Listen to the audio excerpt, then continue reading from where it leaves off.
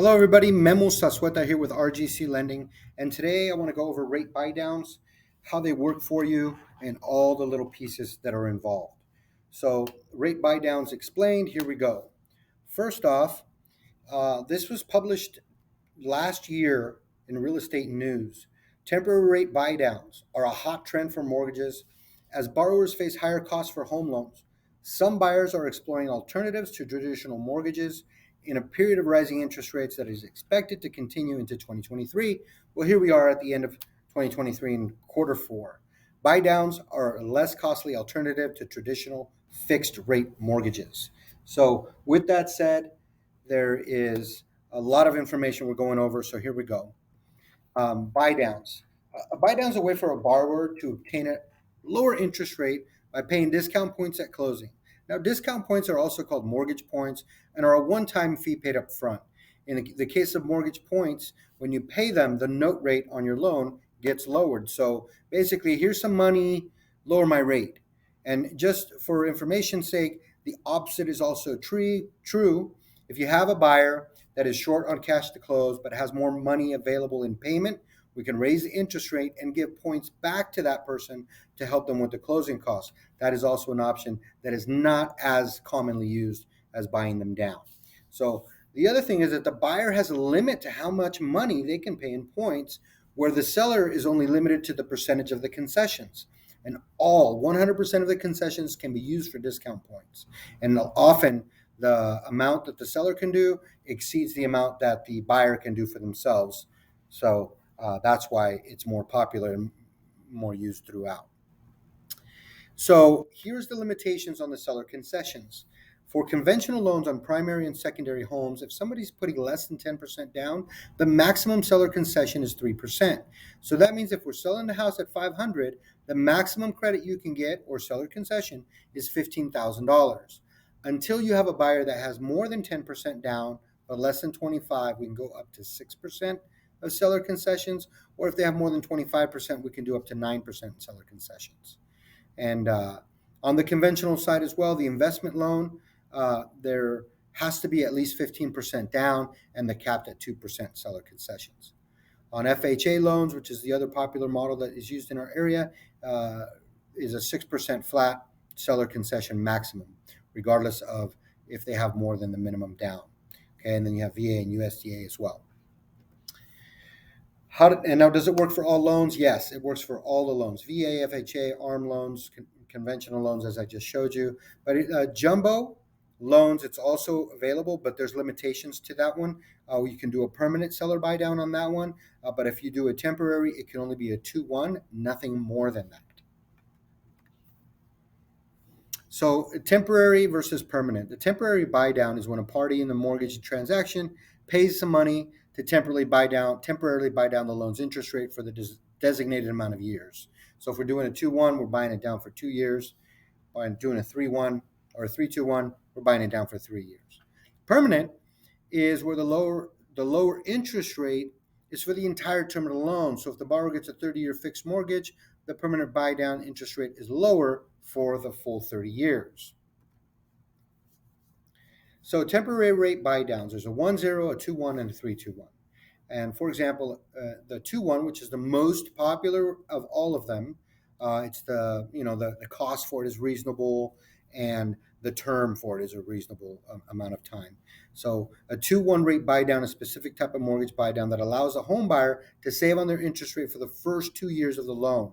Now, buy downs can also go to 3-2-1 structure as well, but obviously those are more expensive and are used less. So when we do these, there's a calculation. I'm doing here a $400,000 loan where if we do a 2-1 buy down, which is that one in the center, the cost for it is just under $10,000. If you want to do a 3-2-1 buy down, cost is just under $20,000.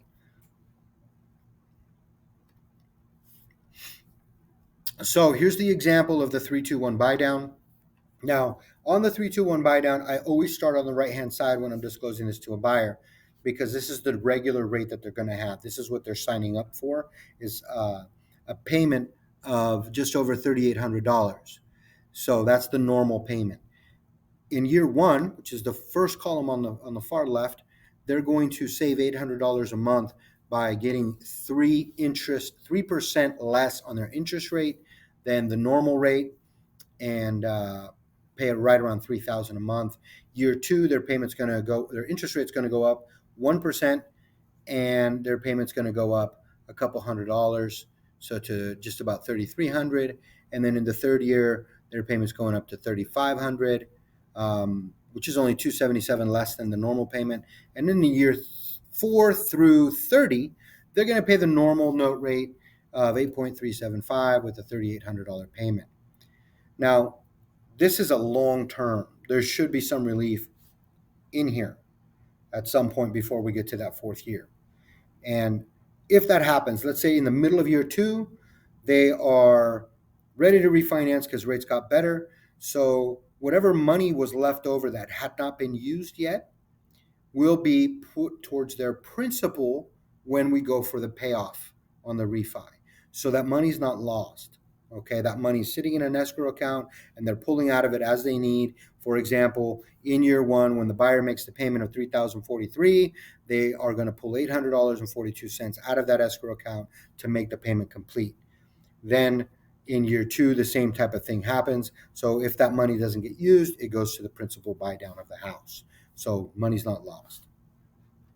If you're going to do a 2-1 buy down, we're just going to eliminate column 1 and go to column 2 and 3, and then column 4 for the remainder of the years. So there's pros and cons to everything. So here you go. The pros of this are you're going to get a lower rate than you do on a permanent rate buy down, because you're going 2 percentage points lower at minimum if you're doing a 2-1, and 3 percentage points lower if you're doing a 3-2-1. The unused funds, like I said before, are going to be returned to you as a principal pay down, and the funds come from the seller side of the transaction. Cons: the buyer cannot qualify at the lower starting payment. So they have to qualify for that normal payment that was in column 4.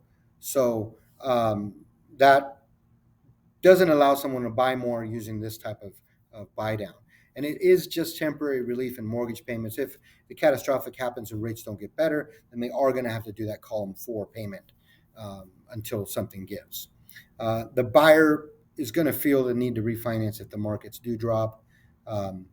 And with anything in a refinance, there is a cost involved. That's the only reason I put the cons in there, but refis are usually good things.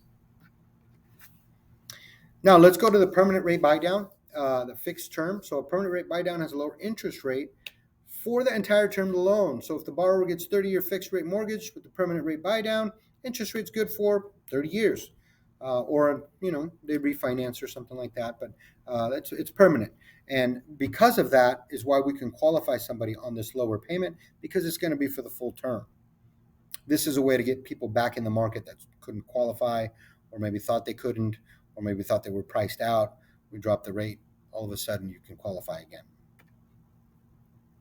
So here's an example. $500,000 home, we're only doing 5% down. So if you remember in the slides before, how much credit can we get? Yes, $15,000, because it's a 3% max. So there you see the 8.375 interest rate, and then you're going to go down to the payment. You see the payment of $44.92. Well, if we take a price reduction of $13,500 off the price, and that's going to save us $121. Well, if we take that same 13.5 credit and apply it to the rate reduction, we're going to lower the interest rate from 8.375 down to 7.125. This is column 3. You're going to see a $410 monthly payment decrease to help the buyer afford the payment better. Now we're right at $4,000. Okay, and if you want to kind of equate this to what we'd have to sell the house for to get that same payment of $4,082, well, you'd have to sell the house for $443. Okay, so you'd have to take $56,000 off as opposed to just doing a 13.5 credit. Okay, so permanent rate buy downs, pros and cons. Again, there's pros and cons to everything, right? So the rate is fixed for the life of the loan. That's great. The buyer can qualify at this lower rate. That's bringing people back into the market and directly addresses the housing affordability crisis that we're in. The buyer doesn't need to refinance down the road because their rate is already where that rate might have gone to. Okay. Now, They can refinance if they drop drastically, but at least they're in a safe place now. Okay. The buyer on the con side, the buyer might need to refinance if rates do drop below the down payment rate. Now, on this particular one, the money is used. Okay, because it's a permanent one, the money doesn't go into an escrow account. And if it's a 13.5 credit that we're using, that 13.5 is spent, even if they refinance at 2.5 years, like the example I gave before. So, whatever benefit that had, they would lose that money for having done that. Okay, and then we're going to move on to what happens with price reductions. So this is what buyers feel like when we reduce a price. They feel like they're king of the jungle, and they're going to go in and just rip the price apart again. They don't say, "Oh, okay, thank you for reducing the price. I'll take it." They say, "Oh, I see a weak animal. I'm going to attack," and they throw even lower offers at us, right? And so what happens is then we see our realtor's face looks like this, like, "What? I just lowered the price, and you want more?" So here's what we can do. This is how you handle a lowball offer. In this example, I have a $575,000 house, today's rate, and the payment of $43.63. So they come in $50,000 under what we just reduced the price to, right? And so there's their rate, and their payment is $39.84. So instead of taking $50,000 off the price of the house, let's call the lender and say, "Hey, what would it take to buy the rate down to match the payment?" And in this example, we used $15,000 to buy their rate down from 8,375 down to 7.25, and got to the same payment and saved our buyer or sellers $35,000. Now, one thing that we have to kind of keep in mind as well is this fourth column. They might not be jerks and trying to just, take the legs out from under you or insult you or your seller. This is what they went through. 6 months ago, they were approved for more money at a lower interest rate, where they have to qualify under 4 grand a month in payment in order to be able to buy something. So maybe it wasn't that they felt there's something wrong with the house or they felt like insulting you. Maybe that's just what they needed to do in order to be able to buy. Okay, so in this particular scenario, we match that payment down to about a dollar's worth, and we can close the deal. Buyers can have a house at a point and at a payment that they can afford, and we move on. And the next thing I want to talk about is the loss of buying power that has come up with these rate increases, because buyers out there are pre-approved, and then all of a sudden they're not looking anymore, and it's because they've been priced out by rates. They no longer qualify for the same amount of homes, but they don't see the houses being reduced enough for them to be able to qualify, because rate always beats price. That's very important for us to understand. Rate always beats price. So I just want to give you an example of the power outage, of loss of power that these buyers have faced. In March of 2022, on a $699 home, you could have gotten an interest rate of 3.99 and had a $3,600 payment. In July of the same year, your rate went up to 5.25, increasing your payment to 4,200. In October of last year, you could have gotten a rate of 7.375 and your payment would have been $5,000. Today, that same house would have a $5,400 payment. So, as you all know, you have buyers that have been looking since last year, since March of last year. And this is what happened to them. So they lost their buying power. There's no way they can buy the same amount of house for the same amount of payment. So something's got to give if we want to keep moving inventory. There's a lot of need for people to sell, and some of them are just going to have to bite the bullet and use a seller concession to get their house off the market so that they can move on and do something else. But the empathy is here. We have to understand what buyers are going through, how difficult it is for them, and sellers need to understand that it's not as easy as it was for them. So that's my spiel. I hope this was informative and helpful for you. My name is Memo Sasueta with RGC Lending. Here's all my contact information, and also here's a QR code.